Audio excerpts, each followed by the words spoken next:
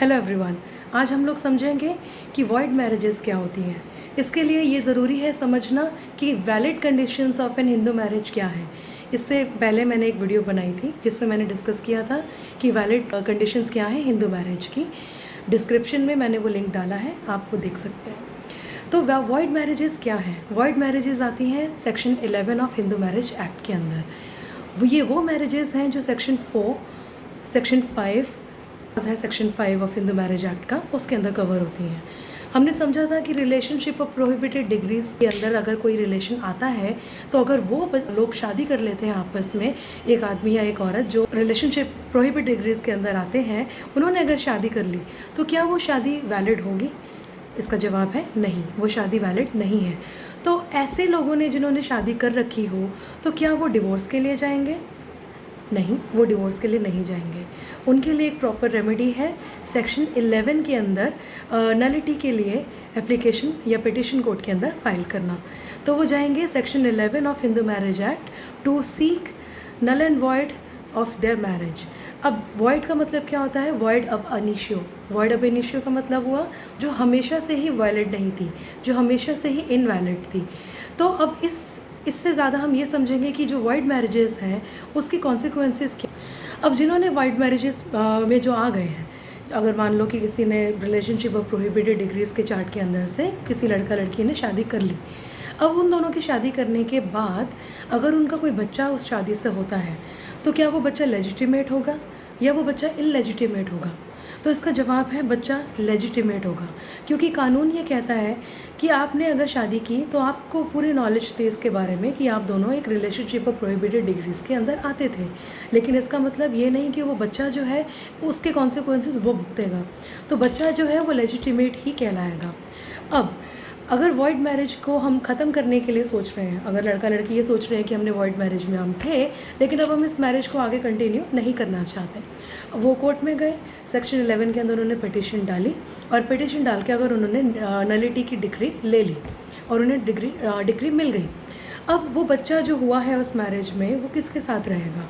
तो इस जो कस्टडी के राइट्स हैं वो हमेशा वॉइड मैरिजेस के अंदर मदर के पास ही रहते हैं। तो अभी हमने समझा था कि वॉइड मैरिजेस क्या होती हैं। वॉइड मैरिजेस आती हैं सेक्शन 11 के अंदर, HMA एक्ट जो कि हिंदू मैरिज एक्ट है।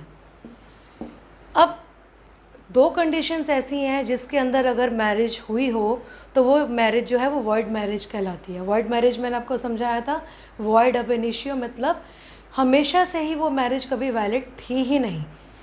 अब आया degree of prohibited relationships, section 5 of HMA sub clause 4। Sapinda relationships, section 5 of HMA sub clause 5।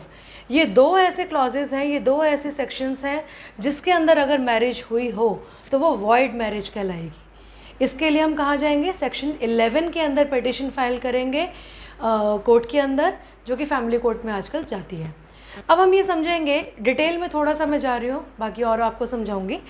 अब हम जाएंगे कि डिग्री ऑफ प्रोहिबिटेड रिलेशनशिप हो गया, सपिंदर रिलेशनशिप हो गया, इनका एक चार्ट है जो मैंने आपको डिस्क्रिप्शन में दे रखा है, आप उसको भी देख सकते हो।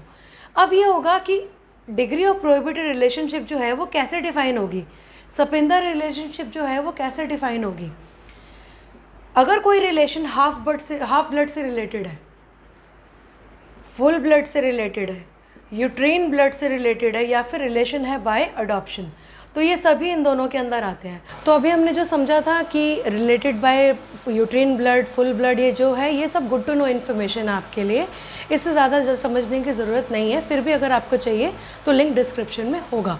अब ये जो दो कंडीशंस हैं ये बहुत ज़रूरी कंडीशंस हैं, रिलेशनशिप ऑफ प्रोहिबिटेड डिग्रीज और सपिंदा रिलेशनशिप्स। इन दोनों के बारे में भी आपको जो चार्ट है वो मिल जाएगा, लेकिन वो भी आपको डालने की ज़रूरत नहीं है, इतनी इन्फॉर्मेशन ही आप लोगों के लिए बहुत है। अब हम ये समझेंगे कि बाइगेमी क्या है। बाइगेमी भी एक कंडीशन है वॉइड मैरिज के लिए। आपने वैलिड मैरिज की कंडीशन समझी थी।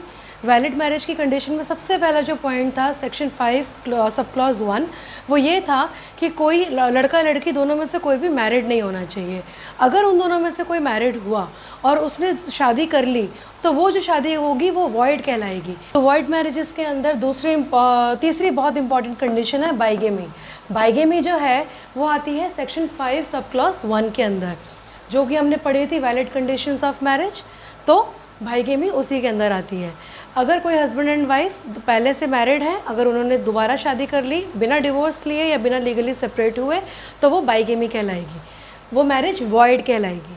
अब बाइगेमी के अंदर बहुत सारी ऐसी चीज़ें हैं जो और भी समझ सकते हैं, लेकिन जैसे monogamy, bigamy, polygamy and what is marriage, ये 3 चीज़ें जो हैं हम व्हाट इज़ मैरिज के साथ अलग से समझेंगे। एक अलग से मैं वीडियो बनाऊंगी डिटेल में, आप वो समझना।